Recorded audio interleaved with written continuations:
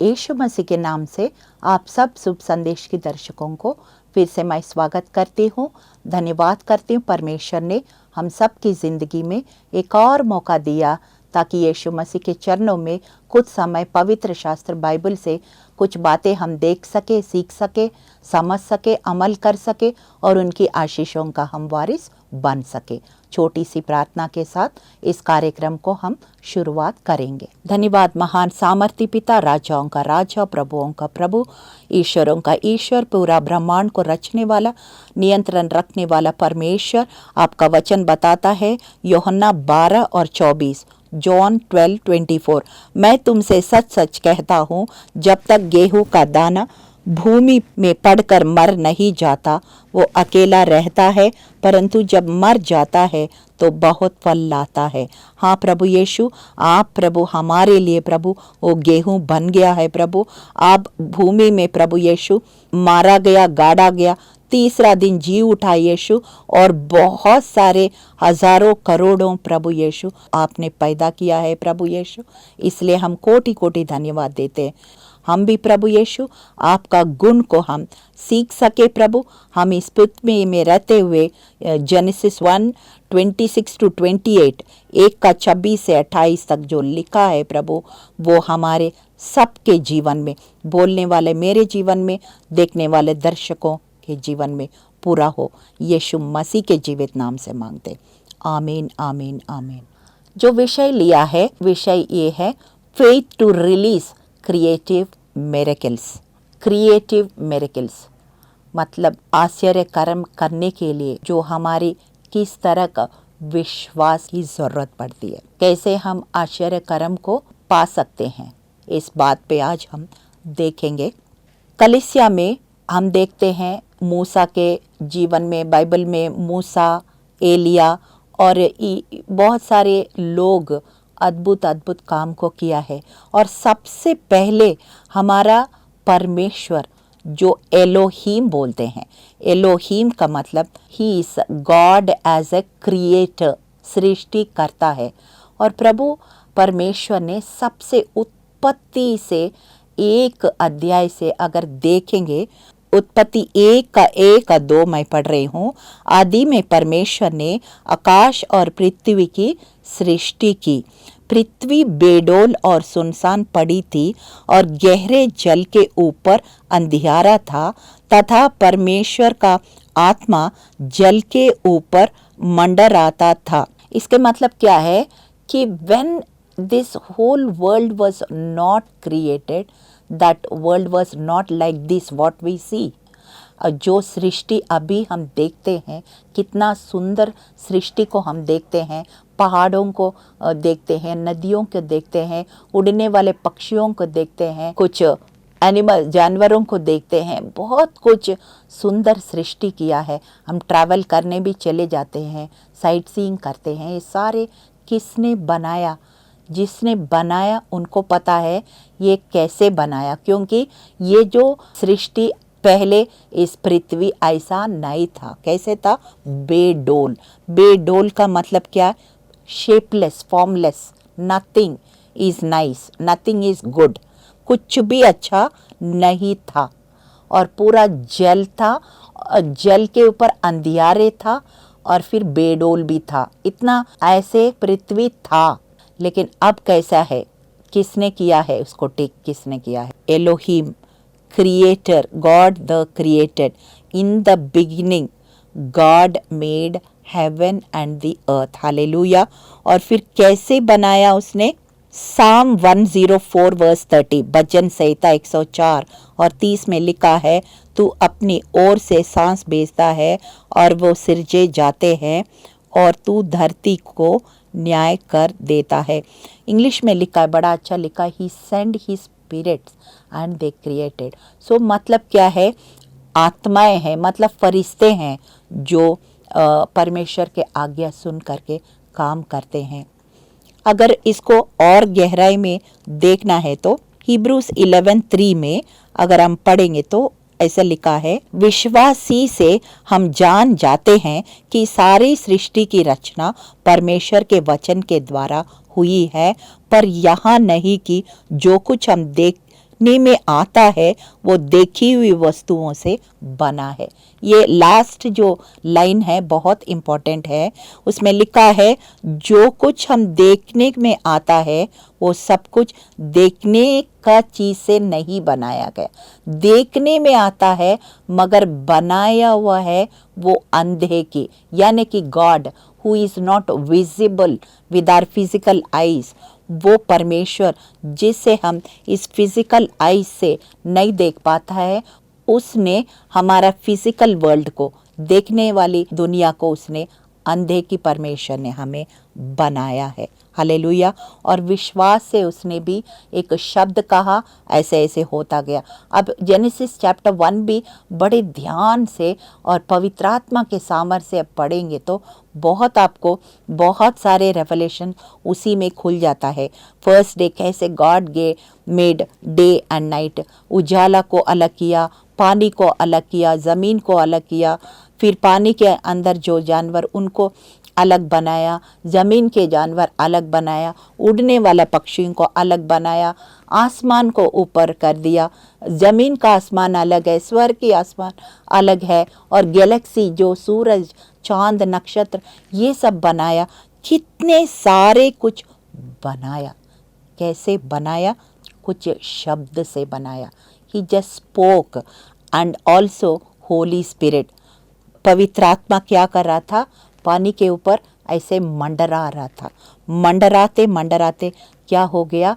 और फिर atmosphere create हो गया, वातावरण बन गए। और फिर जब वातावरण बन गया, परमेश्वर ने शब्द रिलीज किया। He spoke the word and that it happened. So similarly, we need a creative miracle. First you have to create the atmosphere. कई बार मैं देखती हूँ घरों में थके आ जाते हैं सुबह से शाम तक काम करके, फिर घर में आके भी और काम होता है, ऑलरेडी माइंड में टेंशन होता है, कुछ भी बोलोगे वो फट से वो लड़ाई के जैसे बॉम्ब ब्लास्ट हो जाता है। घरों में अक्सर होता रहता है। मगर उस समय अगर मिरेकल चाहते हैं तो वो माहौल तैयार नहीं हुआ। मिरेकल होने के लिए माहौल तैयार होना है। यहाँ भी पवित्र आत्मा ने पहले माहौल को तैयार किया, मंडराया, जल के ऊपर उसने मंडराया, और फिर परमेश्वर ने शब्द कहा, फिर वो हो गया। That is what even in our life we have to first create the environment, create the atmosphere, and then speak the word with faith, and then the things will start changing for you. Hallelujah. तो यहाँ पे जल्दी से मैं कुछ वचन आपके सम्मुख रखती हूँ कि रोमियो 8:11 ये मुझे हमेशा बोलती हूँ और बहुत अच्छा लगता है।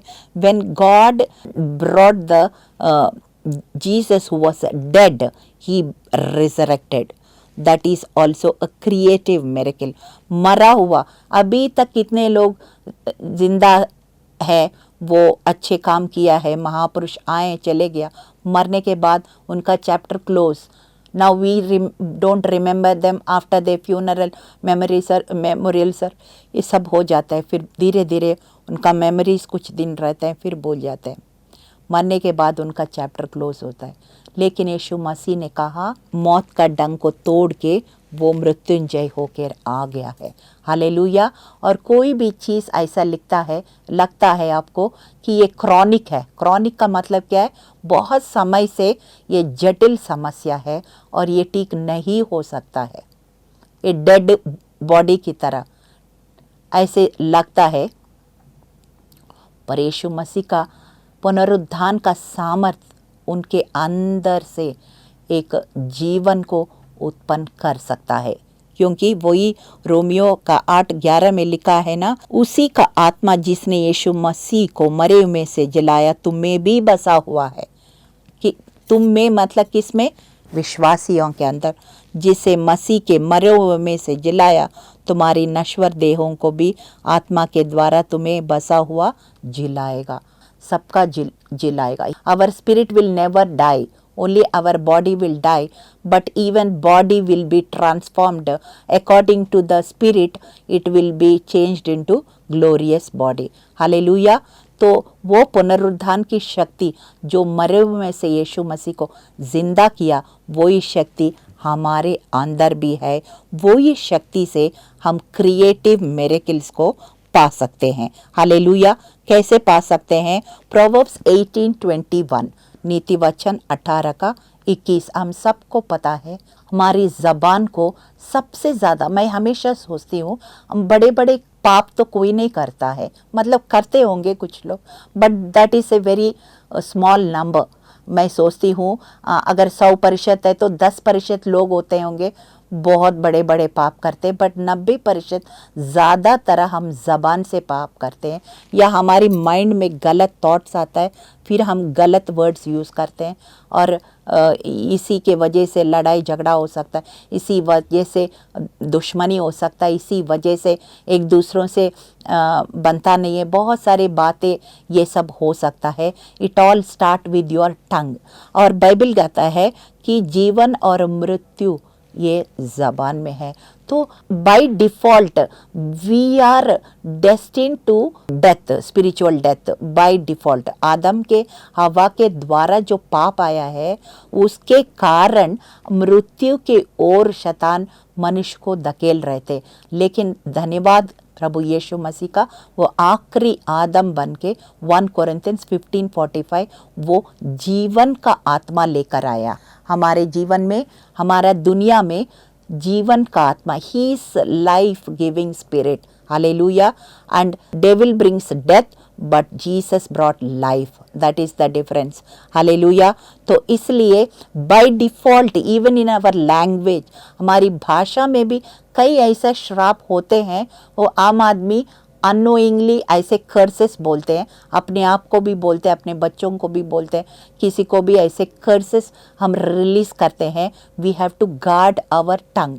हमारी ज़बान को ऐसे श्राप के शब्दों को नहीं रिलीज करना है, जीवन के बातों को रिलीज करना है। और ये बहुत मुश्किल है, खास करके जब हमारे परिस्थिति चारों तरह से प्रेशर आ जाता है, गुस्सा आ जाता है, फिर हम गलत अपशब्द यूज़ करते हैं। उसी टाइम हम अपने आप को ये वचन को याद करना है, प्रभु मुझे गुस्सा को कंट्रोल करना सिखाओ और मेरे मुंह से अपशब्द ना निकले। भले उस समय अपना मुंह बंद रखें, तो even if we shut our mouth for some time, that is still better instead of speaking curses to each other.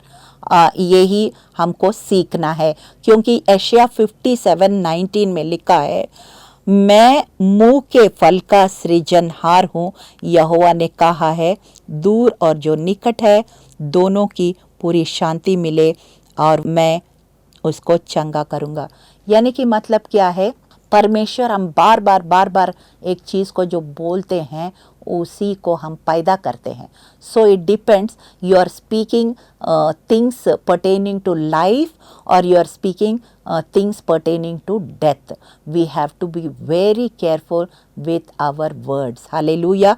तो हम इस चीज़ को एक दिन में नहीं आएगा, ये अभ्यास से, निरंतर अभ्यास करने से, सेल्फ कंट्रोल, पवित्र आत्मा के सहायता से, वो वचन के मेमोराइज करने से, घोषणा करने से, प्रार्थना जो हथियारें हमें दिया, ये सब यूज़ करके सालों साल अभ्यास करने के बाद ये taming our tongue is not so easy.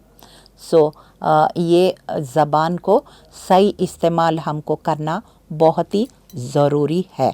और एक वचन मैं आपके सामने पढ़ना चाहती हूँ, ये यशायाह 48:6 और 7 में लिखा है, तूने सुना है, इन सब बातों पर ध्यान कर और देखो क्या तुम उसका प्रचार नहीं करोगे। अब से मैं तुझे नई नई बातें और ऐसी गुप्त बातें सुनाऊंगा जिन्हें तू नहीं जानता है। वो अभी सृजी गई है, प्राचीन काल से नहीं है, परंतु आज से पहले तूने उन्हें सुनी भी ना था। ऐसे हो कि तू कहे कि देख मैं तो इन्हें जानता था। हालेलुया। तो ये God is telling you, I am going to teach you new things. जब मसीह में आने से पहले हमें कई सारे चीज़ें हमें पता नहीं था, हम आराम से बिना रोक टोक को कई गलत चीज़ें कर लेते थे, लेकिन प्रभु का वचन हमें नई नई बातें प्रतिदिन अगर सीखने का तबीयत रखेंगे तो हर एक दिन नई नई बातें को सीखने को हमें मिलता है, और हमारा जीवन जो है एक नई दिशा को पकड़ के, नई मार्ग को पकड़ के और नई लेवल में, नए ऊंचे स्तर पर धीरे धीरे अंश अंश करके प्रभु का स्वरूप और समानता में बदलता जाएगा। हालेलुया। और इसलिए हमारे ऊपर है और कितने हम वचन को काम में लाते हैं। हालेलुया। और फिर उसमें एक वचन ऐसे पढ़ती हूँ, साम 82 वर्स 1। परमेश्वर की सभा में परमेश्वर ही खड़ा है, वो ईश्वरों के बीच में न्याय करता है। और 6 वचन में लिखा है, तू ईश्वर हो और सब के सब परम प्रधान के पुत्र हो। He saying you are little gods, small g. तू ईश्वर हो और मैं ईश्वरों का ईश्वर हूँ। यानी कि if he created the world, we also have this power of creativity in our lifes. For example मैं बोलती हूँ, अगर एप्पल ट्री को आप सीड डालेंगे तो उसमें क्या आएगा? एप्पल ट्री आएगा, एप्पल्स आएगा। और फिर अगर एक जानवर है, सपोज डॉग है, उसका बच्चा कौन होएगा? डॉग होएगा। जेनेसिस 1 आई थिंक 12 में लिखा है, you will produce the tree of its kind. ऐसा लिखा है, जो बीज आप उस जमीन में बोते हो उसी जाति का वृक्ष बाहर आएगा, उसी जाति का फल भी बाहर आएगा, उसी जाति का बीज भी उस फल के अंदर पाया जाएगा। Everything will be of its kind. ऐसे ही होता है। ऐसे ही परमेश्वर ने, जैसे मैंने शुरू में एक स्क्रिप्चर बोला था, जॉन 12:24, ईश्वरी पृथ्वी में मारा गया, गाड़ा गया, तीसरा दिन जी उठा। He is God and he came as a man, he died, buried, rose again, and he went back and sat at the right hand of Father. Now we are all little gods. God का पुत्र कौन होता है? God होता है। वो capital G है और हम स्मॉल जी है। वो ईश्वरों का ईश्वर है, परमेश्वर है, और हम सब क्या है कि छोटे गॉड्स है। हालेलुया। और गैलेशियंस 4:4 में लिखा है ना, जब तक वो बच्चा बालक बड़ा ना हो, उनका जो मिरास है वो उनको इस्तेमाल करना नहीं आएगा। इसलिए we have to grow up in Christ. मसीह में अडल्ट होना है, हमको बढ़ना है, तभी हमें हमारा मिरास क्या है हमें समझ में आएगा और उसको हम इस्तेमाल भी कर सकते, काम में ला सकते हैं। यहाँ पे जो लिखा है कि you are all little gods and I am the God of gods. राजाओं का राजा और प्रभुओं का प्रभु हम बोलते हैं ना, क्योंकि वो राजाओं का राजा, हम राजा है, और वो हम छोटे छोटे लेवल में, but we are God's children, so we are of his kind, and the creativity that God had we also have. Hallelujah. तो वो जो एट्रीब्यूट्स है, परमेश्वर की जो चरित्र है, वो कैरेक्टर है, वो हमारे अंदर भी है। हम कितना काम में लाते हैं वो हर एक के ऊपर निर्भर करता है, क्योंकि वचन में लिखा है, साम 8:5 and 6 बड़ा अच्छा लिखा है। मैं आपको सुनाती हूँ, क्योंकि भजन संहिता 8:5 और 6 पढ़ रही हूँ। क्योंकि तूने उसको परमेश्वर से थोड़ा ही कम बनाया और महिमा और प्रताप का मुकुट उसके सिर पर रखा है। तूने उसे अपने हाथों के कार्य पर प्रभुता दी है। तूने उसके पांव तले सब कुछ कर दिया है। Hallelujah. So what a God we have, but we should know what kind of God we have, what kind of daddy we have, and what kind of spirit he has given inside us. Hallelujah. तो ये सब बातें हम जब हमें पता होता है तो फिर हम वैसे हारा हुआ जीवन कभी नहीं जिएंगे, हार नहीं मानेंगे। हालेलुया। यूहन्ना 14:9 में लिखा है, जॉन 14:9, यीशु ने उनसे कहा, हे फिलिप्पोस, मैं उतने दिन से तुम्हारा साथ हूँ और क्या तुम मुझे नहीं जानता? जिसने मुझे देखा है उसने पिता को देखा है। तू क्यों कहता है कि पिता को हमें दिखाओ? Jesus said, I and my father are one. Me and my father are one, then you are also joint heir. ऐसे हमने रोमियो 8 और 15 और 17 में पढ़ चुका है ना। हमारा पिता जो है पुत्र भी वही होता है। हालेलुया। यूहन्ना 10:27 से 30 पढ़ रही हूँ। मेरी भेड़ें मेरा शब्द सुनता है, उन्हें जानता है, वो मेरे पीछे चलती है और उन्हें अनंत जीवन देता हूँ, कभी नष्ट ना होंगे और कोई उन्हें मेरे हाथ से छीन ना लेगा। मेरा पिता जिसने उन्हें मुझको दिया है सबसे बड़ा है और कोई उन्हें पिता के हाथ से छीन नहीं सकता है। मैं और पिता एक है। Hallelujah, hallelujah. तो इस प्रकार से पिता और पुत्र एक है और जितनों ने उन्हें ग्रहण किया, यीशु मसीह ने ग्रहण किया, उसने अपना संतान होने का अधिकार दिया। अगर हम संतान हैं, हम वारिस भी हैं।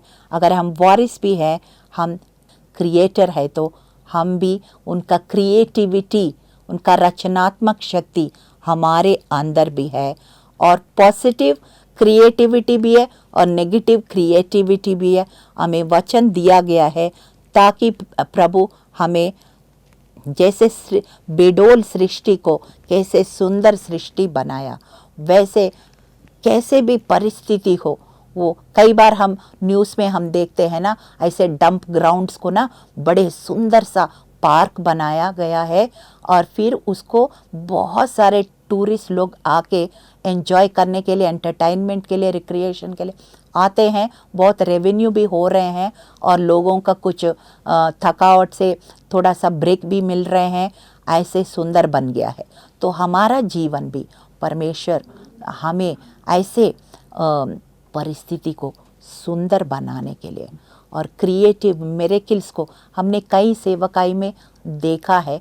हमने मुंबई में भी कई जगह में गए हैं। बड़े बड़े पास्टर्स, अपोस्टल्स ऐसे क्रिएटिव मिरेकल्स देखा है, खुद हमने देखा है। हम कोई नहीं कह सकते हैं मिरेकल्स हो चुका है, फिनिश हो गया, अब नहीं होता है, ऐसे नहीं मैं बिलीव करती हूँ। क्योंकि वचन में लिखा है वो आज कल और अबद काल तक एक सा परमेश्वर है। जो आश्चर्य कर्म उस समय यीशु मसीह ने 2023 साल पहले किया है, जो आज भी वो ही करेगा और वो करते रहेगा, अंत तक भी वो करते रहेगा। तो हमारे ऊपर है हम कितना उस क्रिएटिव मिरेकल्स को काम में ला पाते हैं। क्योंकि हमें सब कुछ हथियार दिया गया है, हमें दर्जा दिया गया है कि we are given all the privileges, we are given all the resources, we are given all the promises and now it is ball is in our court. हम लोग उसको अच्छा सा इस्तेमाल करते हुए परमेश्वर के अद्भुत कामों को काम में ला के उनका नाम को ऊंचा करना है। छोटी सी प्रार्थना के साथ इस कार्यक्रम को समाप्त करेंगे।